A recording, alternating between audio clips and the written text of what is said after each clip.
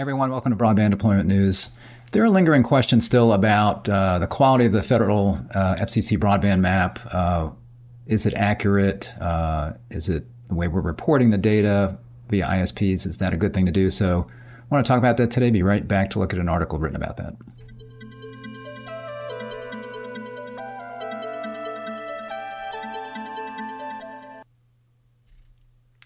Thanks for joining me. Rick Husey here with Zcorum with Broadband Deployment News. I want to take a look at this article. It's written in Medium by Carol Mattey. Carol worked for the FCC for, I think it was 2010 to 2017 during that time period. So she's very familiar with this, was working with the USAC kinds of issues, USF. So she was actually a big part of the Connect America Fund, getting that all set up during that time. So she's written this about the broadband maps you see here, mapping broadband. What does it mean for service to be available? And that is a good question. We want to make sure that if the map says service is available there, that it should represent accurately that you can buy the service and that it is at the speed that is advertised. And where that really becomes an issue is on the cusp of the unserved and underserved. Obviously, if you say that something's a gig symmetrical, you'd like to be able to get close to a gig symmetrical. But it's really, and if you're getting 800, 900, you're not going to be complaining too much. But if it says it's 25 by 3 and you're not getting 25 by 3, and because of that, that means that somebody didn't get BEAD funding there. Well, actually, that's unserved, but let's say 100 by 20. So let's say it says it's 100 by 20. So that's going to lock out BEAD funding if it's 100 by 20 or better. And your area did not get funding, but yet it's not really 100 by 20. It's, at best 100 by 20 if, there's the wind's not blowing and whatever else, I don't know. So those are the areas where this would be a concern, more so obviously is on these cusp areas that where broadband funding is going to be critical. So I just want to cover a couple of points that she goes through here. So she says, as I've explained in FCC comments, and by the way, I've linked to this, and in the description, obviously, there's links in this article, and you can read the whole article and check out what she's referencing here as well. As I've explained in FCC comments, the current system is stacked against parties seeking to challenge areas that are reported in the BDC, that's the Broadband Data Collection database, as served. And again, served would be anything, if you're looking at it that way, I think it would be anything 25.3 or better would be served. No, that's not true. I think it's unserved. I'm sorry. It's unserved would be less than 25 by 3. 25 by 3 up to 100 by 20 would be underserved. So I guess served would be anything over 100 by 20. That would make sense. So even though the NTIA is giving states more flexibility to develop their own ground truth that varies from the FCC map, it's still hard to mount a successful challenge. The burden is on the challenger to present evidence that something doesn't exist. In recent months, there have been press reports, and this links to an article, I think it was about Mercury Broadband when I looked at it, and a wireless provider. And I think a lot of this has to do with fixed wireless, honestly, as I read through this. There have been press reports that certain companies are reporting large areas of a given state as served, and local governments are finding it difficult to collect the necessary evidence to challenge such assertions in the state-run BEAD challenge process. In situations where a service provider reports services available, but never hasn't had any customers in the general area, doesn't that make you wonder if service is truly available in any meaningful sense of the word? So again, that I think is really, and the link here is to Mercury Wireless, that's really the bigger issue. If you've got somebody that's deployed a wired service, they know pretty accurately where they can provide service. In other words, they've got fiber running down that road, and they know if a customer calls, they can get access. And we'll talk about a 10-day rule here in a minute. So that's different from a fixed wireless provider where they're saying, well, we've got towers here and we think we can hit all of these areas, and they may be fudging that a little bit to try to keep people from getting in there. But generally, if it's a wired provider, unless they're lying or they're just mistaken, make a serious error, they know where they have service. Now, there was one particular operator, I won't name them, I can't remember the name, thankfully, that had reported that they had service in an area and they were challenged. And I think the person that challenged them was somebody that was involved in this kind of thing. It wasn't just like a consumer. And the operator was honest in that they said, well, we don't really have service there, but we didn't want anybody to overbuild us. We're planning on building there at some day or something like that. So that's somebody who's lying.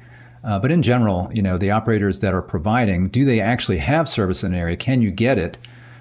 Most likely the wired providers, again, unless they are making a mistake or lying, are going to be accurate there as to the service being available. The other question, again, though, is that service, what is the speed of that service? And for most wired providers, it's going to be well above the served level, okay? Unless it's DSL, there's a problem with that, because DSL providers, they might put 100 by 20 on there. They might put 25 by 3, because that's kind of the criteria for that category. But yet DSL is very unpredictable. You got to be close to the DSLAM to get the best service you can get. The further away you are, the slower the speeds are, those kinds of things. It's old technology. So nobody wants DSL to be the final thing that they're going to get in their area. So that's another possible area, would be DSL. And that's not so much about coverage. You can call and get it, but when you call and get it, are you going to get 100 by 20, or are you going to get something more like 50 by 2 or something like that, or 50 by 7 or whatever, depending on your distance, again, from the DSLAM that aggregates that service.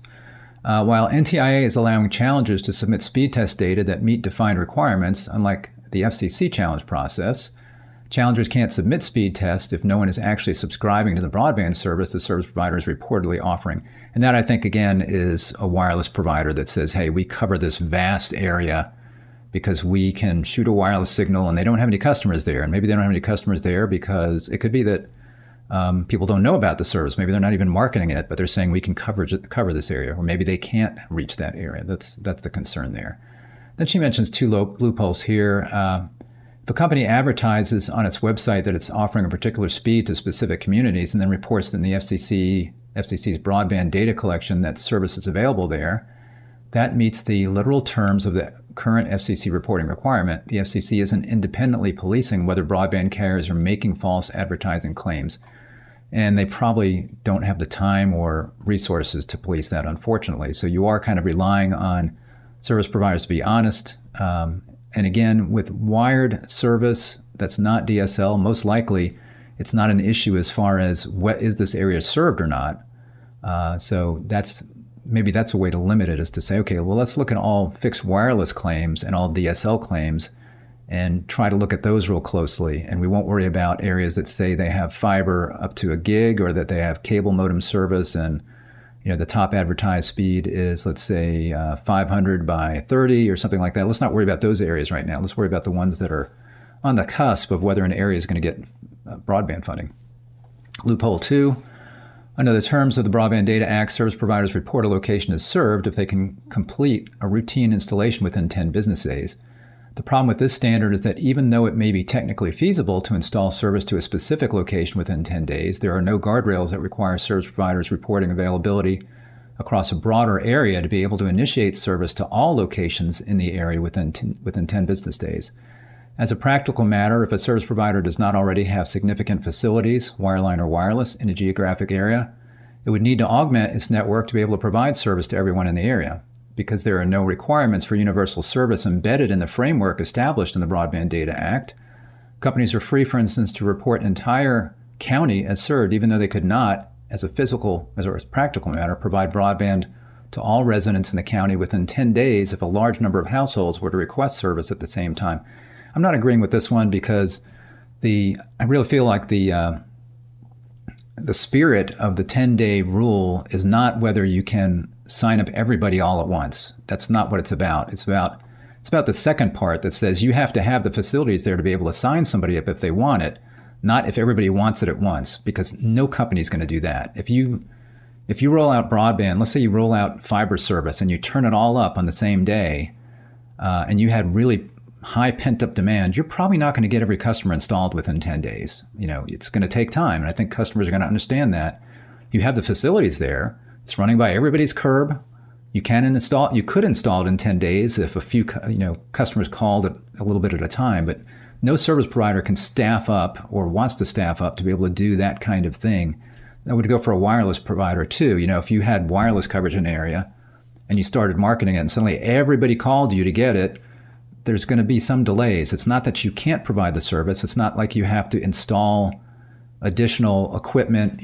What this 10-day rule is really meant for is more for like, an area where, okay, we're running service close to your road. If you want it, you call, but then we're going to have to take time to extend it down this area or maybe up a long driveway. We're going to have to charge you, $10,000 to get to your home. That is not ready for install in 10 days. So I think the spirit of the rule is correct, and we shouldn't, no service provider is going to be, they're also not going to be having their service configured to support everybody in the area. So when you have a broadband service, you're going to look at what you believe your take rate is going to be or what your take rate is, and that is how you configure and size your service. You want it to be scalable. So if okay, well, we're going to do a promotion and we're going to get X percentage of customers. When we do that, we need to get additional equipment or additional bandwidth, those kinds of things, then you're going to do that. But if you have an area, you're not planning on 100% penetration unless for some reason you thought you were going to get 100% penetration. That would be a waste of money. So as long as the operator is planning those kinds of things, they are not going to be having the facilities, and they'll have the facilities, but they're not going to be having all of the resources in place to serve 100% of the customers in that area or to be able to install them in 10 days. So I don't think that's really a valid concern, as long as the FCC is delineating where this becomes a problem, which is, okay, you really didn't have service here. If you really have service there, and it's just a matter of you don't have enough people because of super high demand for some reason, or let's say the flu, you've got 5 installers and suddenly 3 of them are out with the flu and have been sick for a week and a half, you might not get it done in 10 days. That's a circumstance that needs to be taken into account.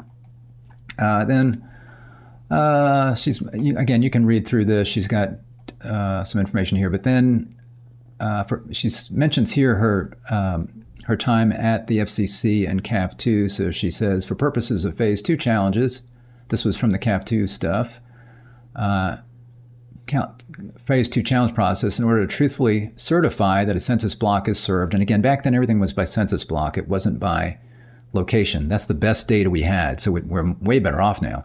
Back then it was like, okay, if one home in a census block is served, then hey, it's all served. Now we know, hopefully, we're trying to pinpoint it to every single broadband serviceable location in the United States. If the provider must actually be offering voice and broadband service in the census block. So with CAF2 as well as RDOF, you had to be offering voice as well as broadband data. Able and willing to provide service and broadband to a given location, a consumer examining the information available to her would reasonably believe that she could order voice and broadband service from the provider at her address. And this is exactly what the 10-day rule should be. It should be that if somebody sees the service, they call up and they say, hey, I'd like to get your service. They should be able to get installed within 10 days with ordinary circumstances. But again, if there's this huge demand because of suddenly the service being opened up, or again, an issue with the flu or whatever, you're going to have certain situations where that might extend. But it's not because of the fact that the infrastructure has to be extended. It's not like a wireless service provider that says, oh yeah, we can do that. We got to go ahead and install a radio on a tower so we can reach you. It's going to take about a month and a half, or it's going to take even 2 weeks. They don't have the infrastructure there, so that would not qualify. The provider must have voice and broadband capable physical assets, wireline or wireless, in or adjacent to the census block. Again, let's take census block out of that.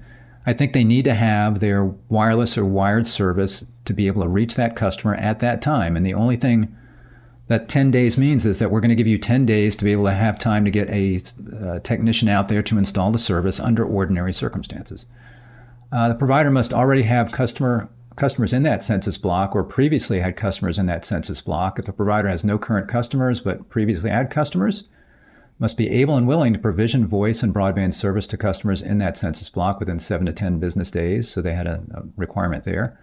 Without an extraordinary commitment of resources, without any special construction charge or construction fee to consumers in that block. And again, that to me tracks with the 10-day requirement in the Broadband Data Collection or the Broadband Data Act. That's what you're trying to say, is they have to be able to have the service without any extraordinary equipment, construction, whatever. It should be available, and it's just a matter of the resources and the time of doing that. So I think that all tracks to me with the 10-day rule that we have now. So it's a good article. She's obviously very knowledgeable in this, especially on the USF side. So you might want to check that out. But again, I think a lot of it applies to maybe more wireless operators that are claiming, they have these vast areas. And this goes for somebody like Mercury Wireless that's referenced in that link, if you click that link, but also, T-Mobile and Verizon. So that's why some states are saying if it's fixed wireless only, even if it's licensed, we want to consider it not served or unserved, because there's concerns about that. That suddenly you've got no physical infrastructure in the ground. You're relying on a wireless service, and in some cases with some of the national providers, you're relying on a wireless service where they don't want to serve every single subscriber in the area, because if they do, then that will, and I'm talking about fixed wireless service, that will impact their mobile business, which is their bread and butter. So that's why if you go sign up for T-Mobile, you may see that it says, hey, limited spots available, because they want to make sure that if they don't have enough spectrum there, that they're going to not again, impact their mobile customers, which is where they're getting the majority of their revenue these days. So that is a concern with fixed wireless as well. Thanks for joining me today. I appreciate it. And if you like this, if you can give me a thumbs up, I'd appreciate it. Subscribe to our channel by clicking the subscribe button and then ring the bell to be notified when I'm live. Thanks for joining me again, and I will see you next time. Bye-bye.